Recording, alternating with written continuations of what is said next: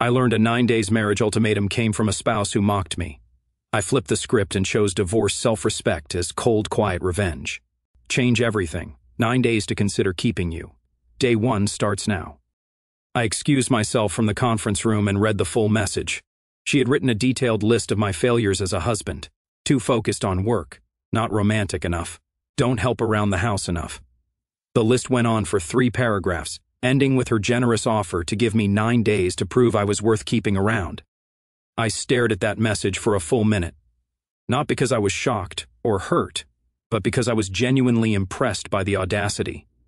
She was treating our marriage like a probationary period at a job I never applied for.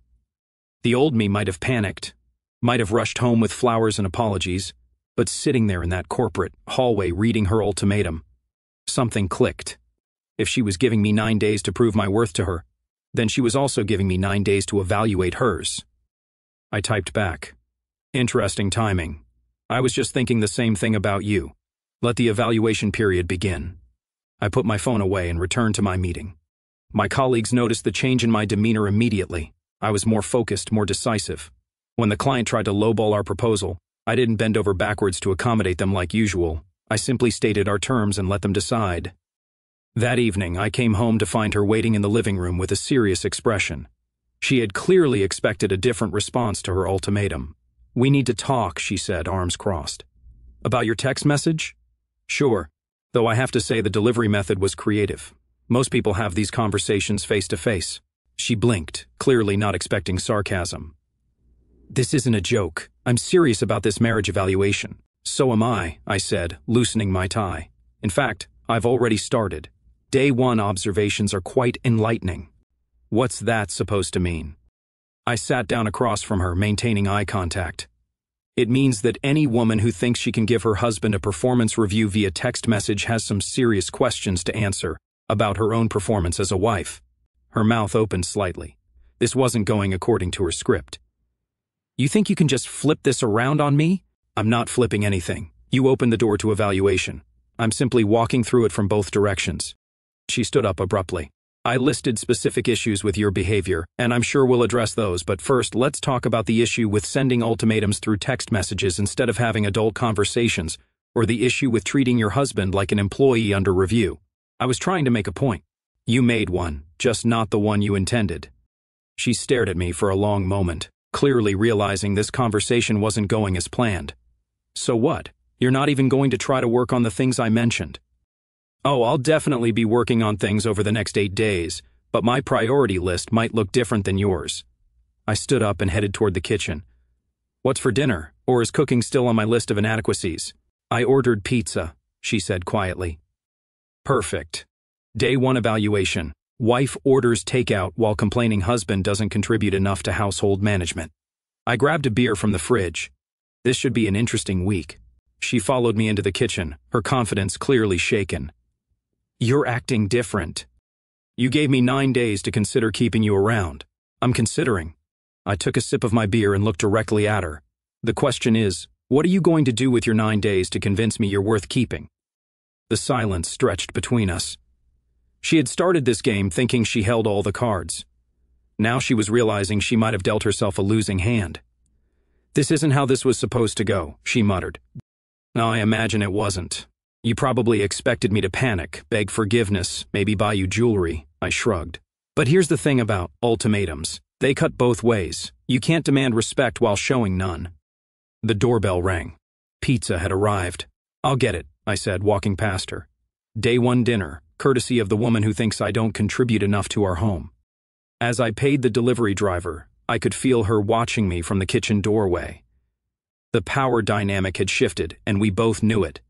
She had given me 9 days to prove my worth, but what she hadn't realized was that she had also given me 9 days to remember mine.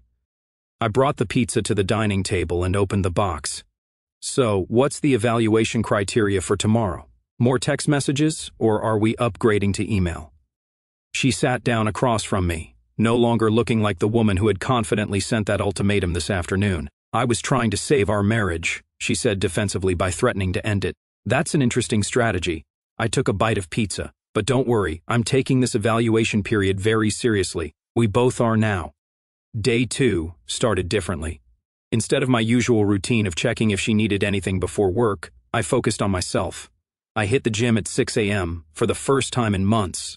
Amazing how much energy you have when you're not walking on eggshells. At work, I called my college buddy Mike. We hadn't talked in over a year because she always complained when I made plans with friends. "Man, where have you been?" Mike's voice boomed through the phone. "We thought you'd been abducted. Just reevaluating some priorities." "You free for drinks Friday?" "Always." "Everything okay?" "Better than okay." I'm remembering who I used to be. When I got home that evening, she was waiting with another serious expression. Apparently, day 2 required another performance review. "You left early this morning without saying goodbye." "I went to the gym." "You were asleep." I hung up my jacket. "Is there a specific goodbye protocol in your evaluation system?" "You never go to the gym." "I used to go every day before we got married." Funny how that worked out. She followed me to the kitchen where I started preparing an actual dinner instead of ordering takeout. Another thing I used to enjoy before it became not helping enough around the house. "What are you making?" "Chicken parmesan." One of those dishes I apparently never cook according to your text message. I could see her calculating in her head. She knew I cooked regularly, but admitting that would undermine her ultimatum. "You don't usually make it on weeknights." "True. I usually asked what you wanted and then made that instead. Tonight, I made what I wanted. I seasoned the chicken." Day 2 observation: I'd forgotten how satisfying it is to make decisions based on my own preferences. She sat at the kitchen island watching me work. "You're really going to keep this up for the whole week?" "Keep what up?" "Living my life." I dredged the chicken and breadcrumbs. "You gave me 9 days to prove my worth. I'm spending them remembering what that worth actually is." "I didn't mean for you to become a completely different person." "I'm not different. I'm just not performing for an audience anymore." She was quiet while I cooked. The silence felt different than usual, not tense exactly, but uncertain. She was used to me asking about her day, checking her mood, adjusting my behavior accordingly. Tonight, I was just cooking dinner. "Mike called the house phone earlier," she said eventually. "Yeah, we're grabbing drinks Friday. You didn't ask if I had plans." I looked up from the stove. "Do you have plans?" "No, but you usually check first. And you always had something that required me to cancel. Headache, family dinner, some emergency that wasn't actually an emergency." I flipped the chicken. Day 2 revelation: I have friends who actually want to spend time with me. Shocking concept. "I never stopped you from seeing your friends." "You didn't have to stop me. You just made it cost more than it was worth every single time." She opened her mouth to argue, then closed it. We both knew it was true. "So now you're going to ignore me for the next 7 days?" "I'm not ignoring you. I'm just not prioritizing your mood over everything else in my life." I plated the dinner and set her portion in front of her. "There's a difference." She took a bite, and her expression changed slightly. "This is really good. I know I'm a decent cook when I'm not second-guessing every ingredient choice." We ate in relative quiet. She kept glancing at me like she was trying to solve a puzzle. Finally, she spoke up. "I was trying to fix things between us by threatening to leave if I didn't meet your standards. By getting your attention, you've been distant lately." I put down my fork and looked at her directly. "I've been distant because every conversation turns into a criticism session. Every suggestion I make gets shot down. Every plan I propose gets modified until it's unrecognizable." "That's not true.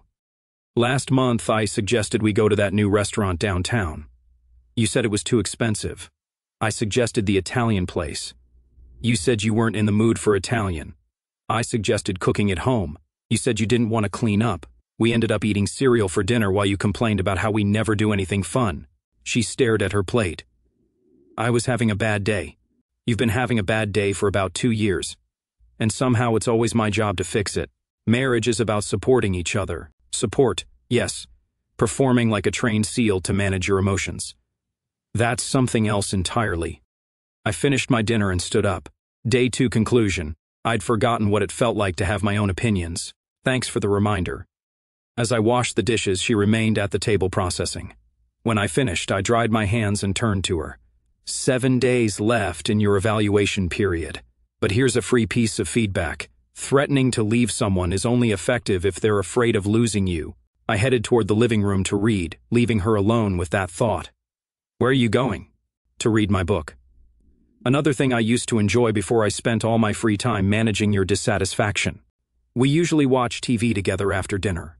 Usually you pick something you want to watch and I pretend to enjoy it. Tonight, I'm choosing my own entertainment. I settled into my chair with a book I'd been meaning to read for months. She appeared in the doorway a few minutes later. This feels like punishment. No, I said without looking up. Punishment would be me giving you your own 9-day ultimatum. This is just me remembering that I'm allowed to exist as an individual, even within a marriage. She stood there for a moment longer, then retreated to the couch. I heard the TV click on, but noticed she kept the volume lower than usual. Day 2 was already showing results. She was starting to realize that her ultimatum hadn't just put me on trial. It had freed me from the constant need to keep her happy at my own expense. Day 3 brought a new strategy from her. I woke up to the smell of bacon and coffee. The first time she'd made breakfast in months. She was standing at the stove in her robe, hair perfectly arranged despite the early hour. "Morning," she said with a smile that seemed rehearsed. "I thought I'd make us a nice breakfast before work." I poured myself coffee and watched her performance. Interesting timing. Day 3 of the evaluation period and suddenly you're domestic. I always make breakfast. You heat up frozen waffles. This is actual cooking. I took a sip of coffee. What's the occasion? Can I do something nice for my husband? You can.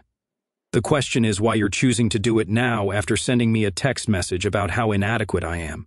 She flipped the bacon with more force than necessary. I was hoping we could talk about your behavior yesterday. My behavior? You were cold, distant, like you didn't care about working on our marriage. I sat at the counter and studied her face. Let me understand this. You give me an ultimatum. I respond by focusing on self-improvement, and your complaint is that I'm not emotional enough about it. You're supposed to be fighting for us, or performing for you because there's a difference. She plated the breakfast and set it in front of me. I need to know you care about saving this marriage. I do care. That's why I'm using these 9 days to figure out if there's actually a marriage worth saving. The fork froze halfway to her mouth. What's that supposed to mean? It means that for the first time in years, I'm evaluating this relationship objectively, instead of just trying to keep you from being upset. And what have you concluded so far? I finished chewing and looked at her directly. That I've been so busy walking on eggshells around your moods that I forgot to ask whether this relationship actually makes me happy. So I make you unhappy. You make me exhausted. There's a difference, but the result is the same. She set down her fork. I can't believe you're saying this. You opened this door when you decided to evaluate me via text message. Did you think I wouldn't evaluate back? I was trying to communicate my needs by threatening to leave if I didn't meet them. That's not communication, that's coercion. Her rehearsed composure was starting to crack. Fine, what are your needs then, since apparently I'm failing too? I need a partner who doesn't treat every conversation like a negotiation. I need someone who can disagree with me without making it personal. I need a wife who contributes to solutions instead of just pointing out problems. I do contribute. When? Yesterday you complained that I don't help around the house while sitting there watching me cook and clean up dinner. This morning you're making breakfast for the first time in months because you realized your ultimatum backfired. She stood up abruptly. So nothing I do is good enough. Now you know how I felt for the past 2 years. The silence stretched between us. She was processing the reality that her tactics were being turned back on her. This isn't fair. I'm trying to fix things. No, you're trying to control things. Fix implies there's mutual effort. You've been running a one-person show where I'm supposed to guess my lines. I finished my breakfast and stood up. The bacon was good. By the way, you should cook more often instead of just criticizing how I do it. Where are you going? Work, where I apparently spend too much time according to your evaluation, but also where I'm valued for what I contribute instead of criticized for what I don't. I grabbed my keys and headed for the door. She followed me. We're not done talking about this. We are for now. I have 7 days left to decide if I want to keep having conversations like this for the rest of my life. You can't just walk away every time we have a disagreement. I turned back to her. Watch me. That's the beauty of your 9-day ultimatum. It freed me from the obligation to stand there and absorb criticism disguised as concern. I wasn't criticizing you. You literally sent me a 3-paragraph list of my failures and gave me a deadline to fix them. If that's not criticism, what would you call it? She opened her mouth, then closed it. She had no answer because we both knew what it was. Day 3 observation, I said, opening the front door. The person who threatens to leave is usually the one who's afraid of being left. I left her standing in the doorway, still processing that statement. At work, I felt lighter than I had in months. My assistant commented on how focused I seemed. During lunch, I called another old friend I hadn't talked to in ages. The pattern was becoming clear. I had systematically removed everything from my life that she didn't approve of, leaving me with nothing but her approval to sustain me. That evening, I came home to find her in the living room with a glass of wine, clearly ready for round two. We need to finish our conversation from this morning, do we? Because it seemed pretty complete to me. You accuse me of being controlling. I observed that you're controlling. There's a difference. She took a long sip of wine. Give me examples. Last weekend, you asked what I wanted to do. I said golf. You said it was too expensive. I suggested a hike. You said it was too hot. I suggested a movie. You said nothing good was playing. We ended up doing exactly what you wanted, which was shopping. I was trying to find something we both enjoy. No, you were eliminating everything I suggested until the only option left was what you wanted. That's not compromise, that's manipulation. I can't believe you think I'm manipulative. You gave me a performance review via text message and expected me to panic. What would you call that? She was quiet for a long moment. I was scared you were losing interest in our marriage. So instead of talking to me about it, you decided to threaten me. I wanted to get your attention. You got it. Just not the kind you were expecting. I sat down across from her. Day 3 conclusion. Fear-based tactics only work on people who are afraid, and I'm not afraid of you anymore. You should be afraid of losing me. Should I? Because from where I'm sitting, the woman threatening to leave doesn't seem like much of a prize to keep around. Her wine glass stopped halfway to her lips. That wasn't the response she'd been expecting either. 6 more days, I said, standing up. Make them count. Day 4 brought an unexpected revelation. I was having lunch with my friend Dave when he said something that stopped me cold. Man, it's good to see you acting like yourself again. Your wife really had you whipped there for a while. What do you mean? Dave looked uncomfortable. Forget I said anything. No, seriously. What did you mean? He sighed and put down his sandwich. Look, we all noticed how different you became after you got married. Every time we'd invite you out, you'd have to check with her first, and she'd always find some reason why you couldn't make it. She never said I couldn't go. She didn't have to. Remember your birthday 2 years ago? We wanted to take you out for drinks. She suddenly had a migraine and needed you home. Or last summer when we planned that fishing trip, she scheduled a family barbecue the same weekend without telling you first. I felt something cold settle in my stomach. What else? Are you sure you want to know? Tell me. Dave rubbed his face. She talks about you to her friends. Lisa's wife heard her at the salon last month complaining about how you never do anything romantic anymore. How you're boring in bed. How she's not sure why she married you. The restaurant noise faded into background static. She said what? Lisa's wife said she was pretty graphic about your personal life. Made it sound like you were some kind of burden she was carrying. I stared at my plate, processing this information. While I'd been walking on eggshells trying to keep her happy, she'd been publicly humiliating me to anyone who would listen. There's more, Dave said quietly. At the Hendersons' Christmas party, she was telling people you were going through a phase because you'd been working out and trying to advance at work. Made it sound like self-improvement was some kind of character flaw. Why didn't anyone tell me? What were we supposed to say?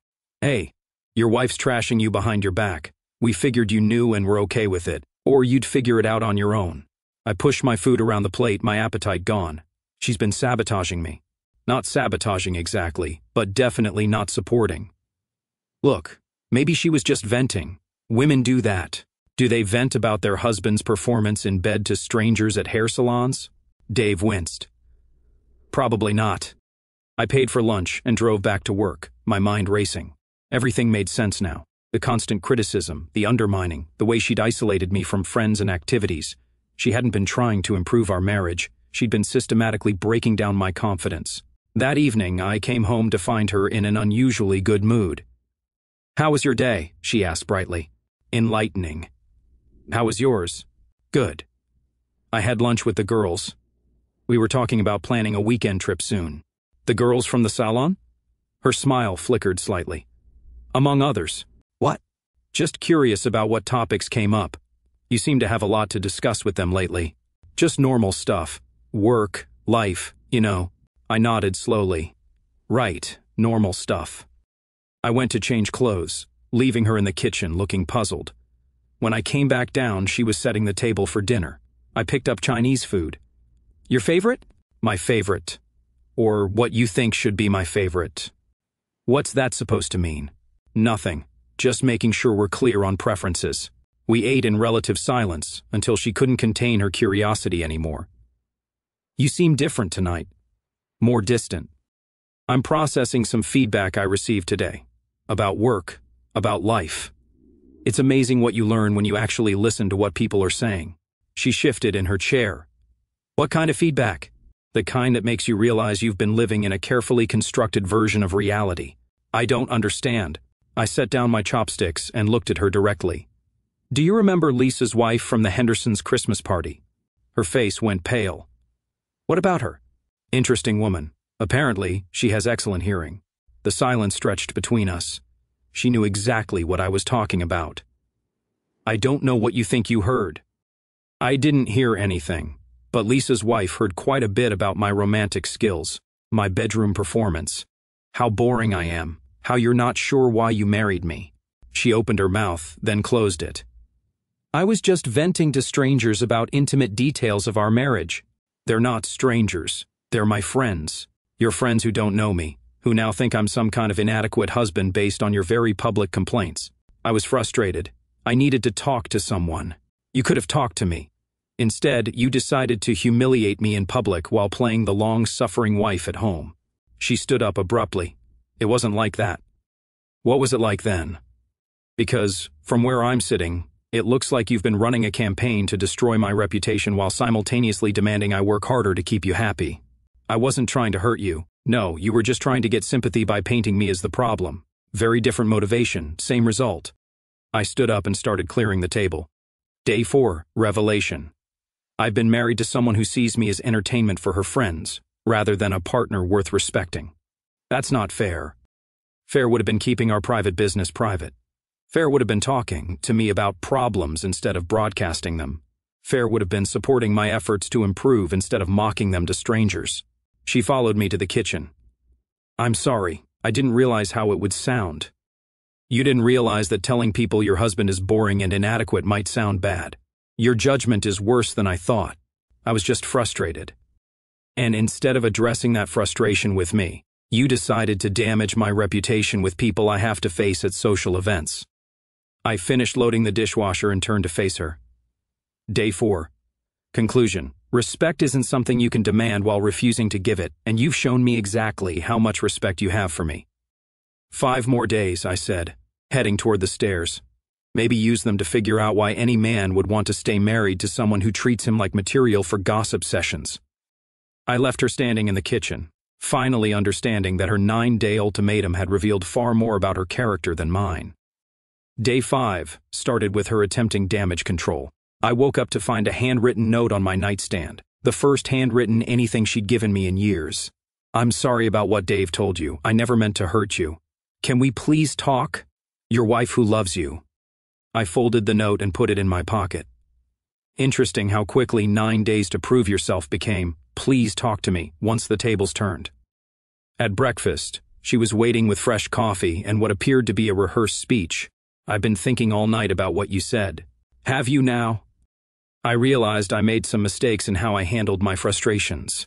I sipped my coffee and waited. She clearly had more to say. I want to work on communicating better. Communicating better or controlling the narrative better? Her composure flickered. I deserve that. You deserve worse than that. But I'm curious what exactly triggered this sudden desire for better communication. The fact that I found out about your public character assassination, or the fact that I'm not responding the way you expected to your ultimatum? Both, she admitted. I didn't realize how my venting sounded to other people. You didn't realize that calling your husband boring and inadequate might reflect poorly on him. Your self-awareness is even worse than I thought. She flinched. I was angry. So when you're angry, your solution is to humiliate me publicly while demanding I work harder to please you privately. It wasn't that calculated. Wasn't it? Let's see, isolate me from friends who might give me perspective. Undermine my confidence with constant criticism. Then broadcast my supposed failures to anyone who will listen. Sounds pretty calculated to me. She sat down heavily. You make me sound like a monster. I make you sound like what you are. Someone who uses emotional manipulation to control people. That's not who I am. It's exactly who you are. The only difference is that now I'm paying attention. She tried a different approach. What if we went to counseling? Counseling? So you can have a professional audience for your complaints about me so we can work on our issues together. Our issues. Yesterday you gave me a list of my issues. Today they're suddenly our issues. She was quiet for a moment. I see now that I contributed to the problems too. Contributed. You created most of them. I was just too busy trying to manage your emotions to notice. I finished my coffee and stood up. Day 5 observation. When manipulation stops working, manipulators always suggest counseling. It's the last attempt to find someone who will validate their victim narrative. You won't even consider it. I'll consider it. Right after you explain to everyone who heard your salon gossip that you were lying about our marriage to get sympathy. Her face went white. I can't do that. Can't or won't. It would be humiliating. Now you know how I felt when I found out about it. That evening, she tried yet another strategy. I came home to find her dressed up, candles lit, music playing, the full romantic ambush. I made reservations at that steakhouse you like, the one you said was too expensive last month. I thought we could have a nice evening together and discuss how sorry you are, or how sorry you got caught. The romantic facade cracked. Why can't you just accept my apology and move forward? Because your apology is strategic, not sincere. You're not sorry you hurt me. You're sorry it backfired. That's not true. Prove it. Call Lisa's wife right now and tell her you lied about me. I didn't lie. So, you stand by everything you said about me being boring and inadequate. She was trapped and she knew it. I was exaggerating. Exaggerating to make me look bad so you could get sympathy. That's called lying. She blew out the candles with more force than necessary. Fine, you win. I'm a terrible person who doesn't deserve forgiveness. There it is. The victim play. When control fails and manipulation fails, become the wounded party. I'm trying to fix this. No, you're trying to manage this. Fix would require you to take responsibility, instead of just saying you're sorry you got caught. She stared at me for a long moment. What do you want from me? I want you to understand that respect isn't optional in a marriage. I want you to grasp that loyalty means not trashing your spouse to strangers. I want you to realize that partnerships don't include ultimatums and public humiliation. And if I do all that, then maybe we'll have something worth saving. But that's a pretty big if considering your track record. She sank onto the couch. I feel like I don't know how to be married to this version of you. This version of me is the same person you married. The difference is that I'm not performing for your approval anymore. I liked it better when you cared about making me happy. I still care about your happiness. I just care about my own happiness too. That seems to be the part you're struggling with. She was quiet for several minutes. Finally, she looked up at me. What happens after tomorrow? Tomorrow's day 6. We still have time to figure out if there's a marriage worth saving here. And if there isn't, then you'll get what you threatened me with at the beginning of this week. The difference is, it'll be my choice, not your ultimatum. She paled at that realization. Her power play had completely backfired.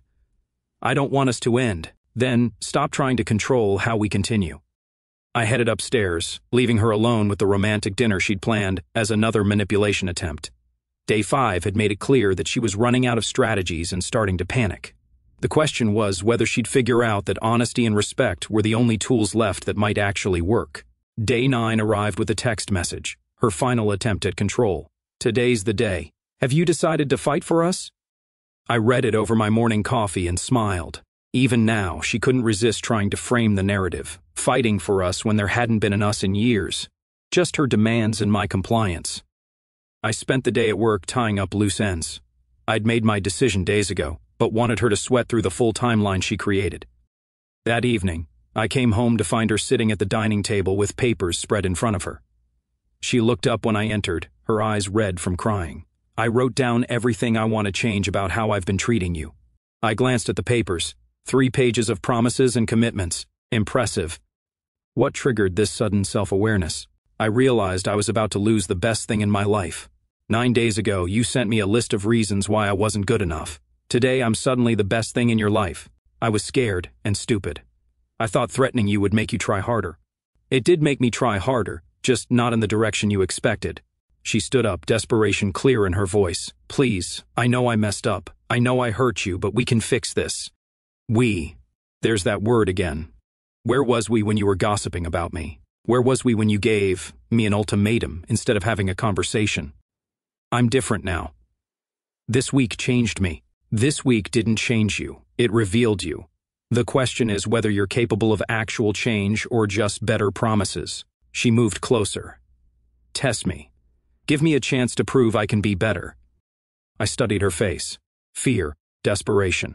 But underneath it all, the same calculating look she'd worn for years. She was negotiating, not surrendering. Here's my decision, I said calmly. I'm done. The words hit her like a physical blow. What? 9 days ago, you gave me an ultimatum, thinking you held all the cards. You were wrong.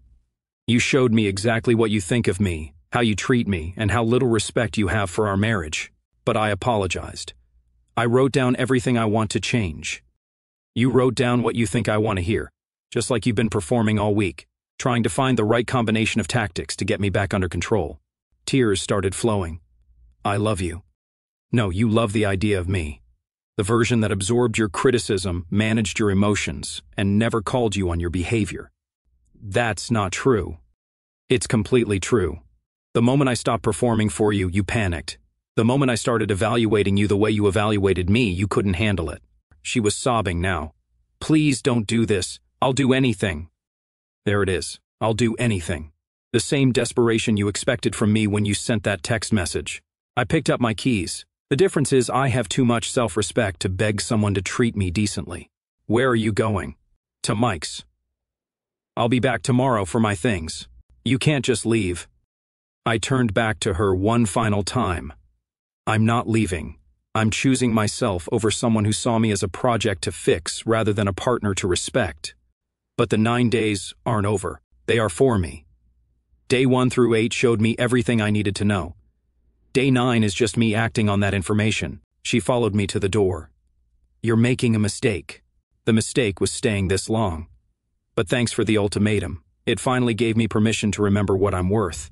I walked out, leaving her standing in the doorway of a house that had never felt like home. 3 months later, I ran into her at the grocery store. She looked tired, but tried to smile. How are you? Better than I've been in years, I said honestly. I kept hoping you'd call. I kept hoping you'd figure out why I wouldn't. She nodded sadly. I understand now. Too late, but I understand. Good luck, I said, meaning it. As I walked away, I heard her call out. You really would have stayed if I'd just treated you better, wouldn't you? I turned back one last time. The man you were married to would have, but he doesn't exist anymore. The woman who gave me 9 days to prove my worth had taught me something invaluable. I was worth more than begging for basic respect. Some lessons are expensive, but they're priceless once learned.